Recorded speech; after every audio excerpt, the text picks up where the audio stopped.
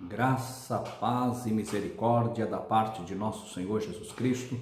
Bem-vindo a você que nos acompanha para mais uma Escola Bíblica Dominical, chegando na lição de número 12 desse terceiro trimestre do ano de 2022, onde nós estamos aprendemos no curso desse trimestre os ataques contra a Igreja de Cristo, a sutileza de Satanás nesses dias que antecedem o arrebatamento, que antecedem a volta do nosso Senhor e Salvador Jesus Cristo. O texto áureo da nossa lição está em João capítulo 14, versículo 6. Disse-lhe Jesus: eu sou o caminho, a verdade e a vida. Ninguém vem ao Pai senão por mim. E a verdade prática, a verdade extraída desse texto bíblico, diz o seguinte: qualquer tipo de espiritualidade que não seja centralizada em Cristo deve ser considerada falsa e, portanto, rejeitada.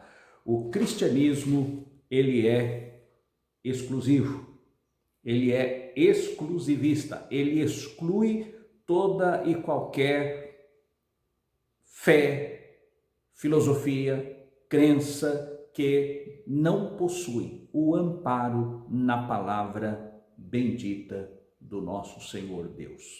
A Bíblia Sagrada é a nossa única regra de fé e prática. Tudo que não está apoiado na palavra de Deus há que ser rejeitado. E o assunto de hoje, da nossa lição, ele vai falar sobre a sutileza da espiritualidade holística. E quando falamos, poderíamos até falar mais adiante, mas o que é holismo? A palavra holismo, ela vem do grego holos, que quer dizer tudo, que quer dizer todos, né? Então é esse sentido pluralista, que engloba todas as coisas. Nós vamos ver logo na introdução, o nosso comentarista, ele faz aqui uma abordagem acerca das expressões a Mãe Terra, Mãe Natureza, forças fluídicas.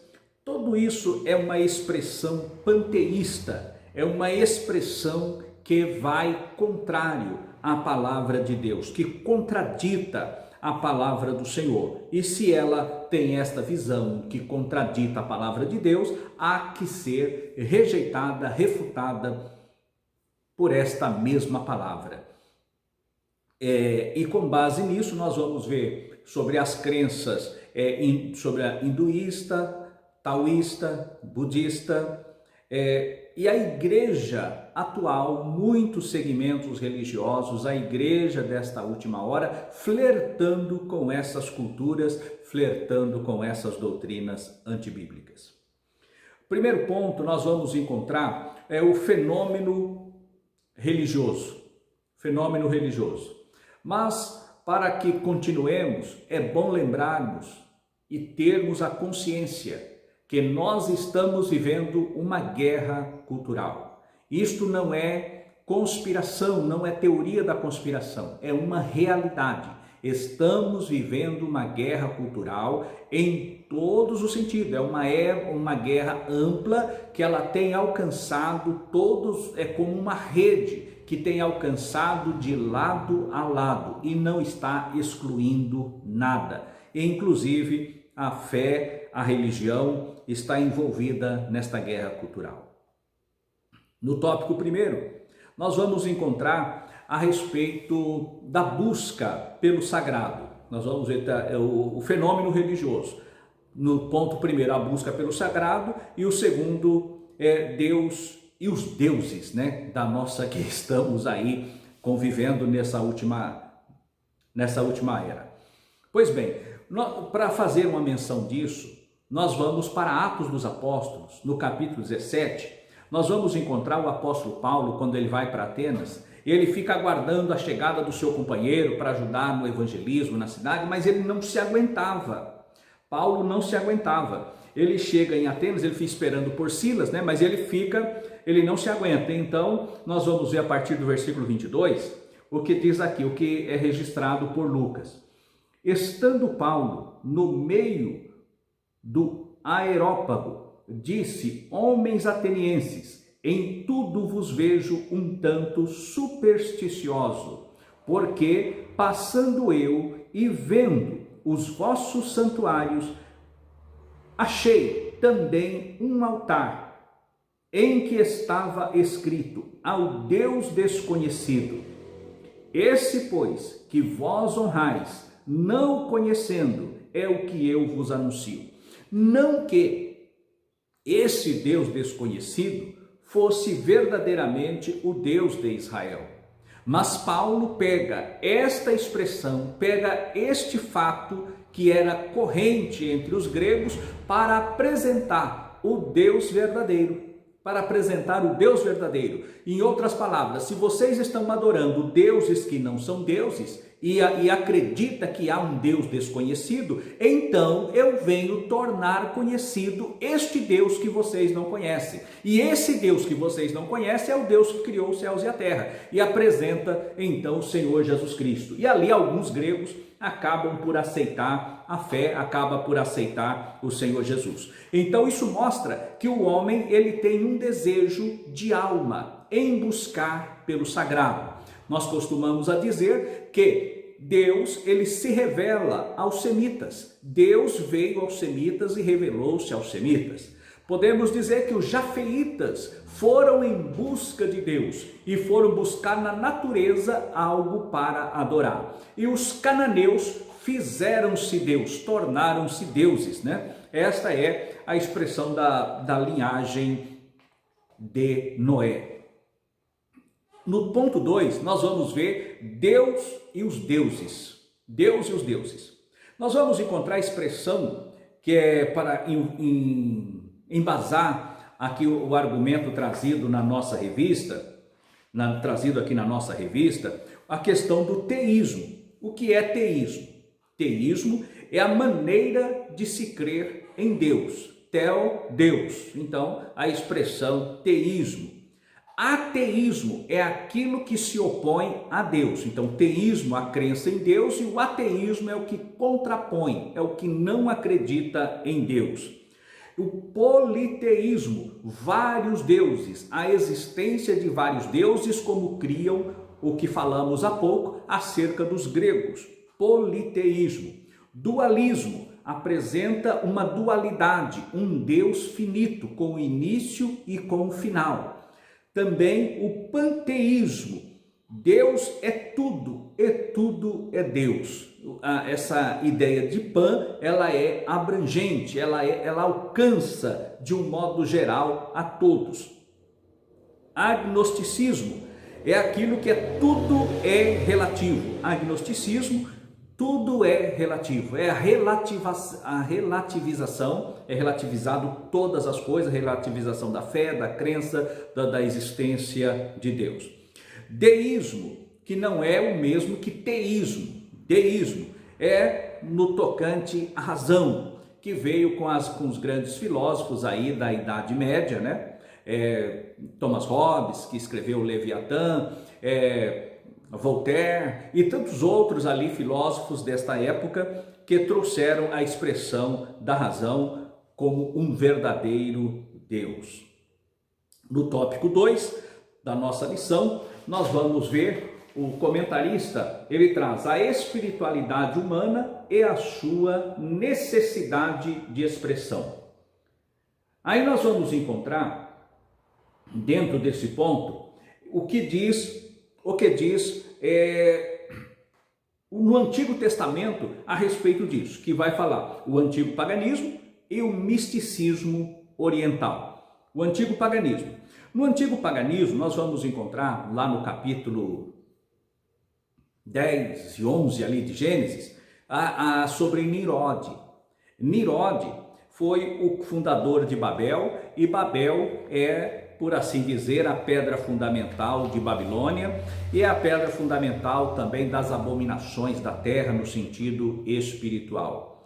Ali o relacionamento de Nimrod com Semíramis, que tem um filho por nome de Tamuz, e Tamuz é morto por um animal selvagem, mas aí o que na verdade era um relacionamento incestuoso de Nirode com a sua mãe, né? Com a sua mãe. E vem então aquele culto da mãe com a criança, que é passado então para várias culturas, para vários povos com nomes diferentes, mas a cultura é a mesma, o fundamento é o mesmo.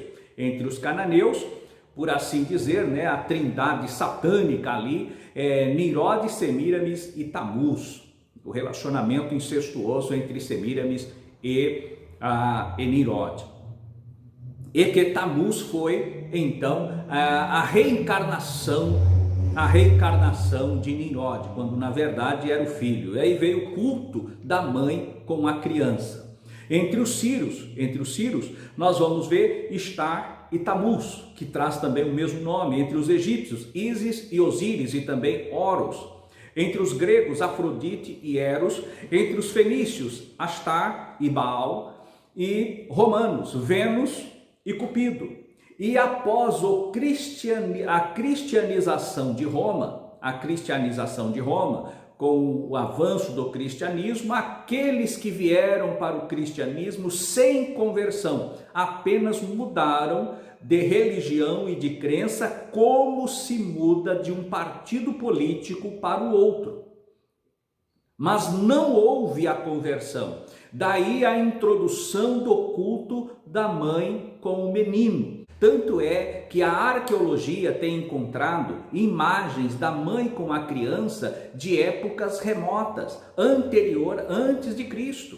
Já veio esse culto. E também nós vamos encontrar no livro do profeta Jeremias, quando Deus o levanta, logo no início do seu livro, ele já vai falar dos pecados que havia em Jerusalém. O culto à rainha do céu, que eles apresentavam libações. Também nós vamos encontrar mais adiante, no capítulo 18 em diante, nós vamos encontrar nova referência que eles apresentavam libações à rainha dos céus. E esta rainha dos céus é tida como aquela mesma Samíris e Tamuz, é a mesma Estar e Tamuz, é a mesma Ísis e Osíris, é a mesma Afrodite e Horus, é a mesma Astar e Baal, é a mesma Vênus e Cupido, que agora, pós-Cristo, essas pessoas que vieram para o cristianismo sem a devida conversão, colocaram esta pecha em Maria e em Jesus, e deram o nome de Maria como a rainha dos céus, deram esse nome. E aí esse nome introduziu-se e firmou-se no meio do catolicismo romano. Nós vamos ver a questão do misticismo oriental. Então aqui nós vemos o antigo paganismo, né, que ele vem até os nossos dias, a questão paganista, e também o misticismo oriental. No misticismo oriental eu gostaria até de fazer uma menção do que diz aqui o nosso comentarista. Ele diz o seguinte: o holismo está na moda e faz parte do culto da elite cultural. Está nas universidades, nos cinemas, com filmes de sucesso, nos livros de autoajuda, que inclusive foram best-sellers, e até mesmo nos currículos escolares. Na verdade, o holismo ou espiritualidade holística, ou ainda visão sistêmica da vida, nada mais é do que antigas crenças e práticas orientais redivivas ou recicladas. E aqui está o problema. O comentarista, ele traz este comentário interessantíssimo, né? Trazendo esse misticismo oriental. E hoje já existe até a medicina holística. Quando nós vemos a questão do coaching, o coaching também, que é trazido hoje, inclusive o coaching pastoral, tem uma certa ligação com essas culturas passadas.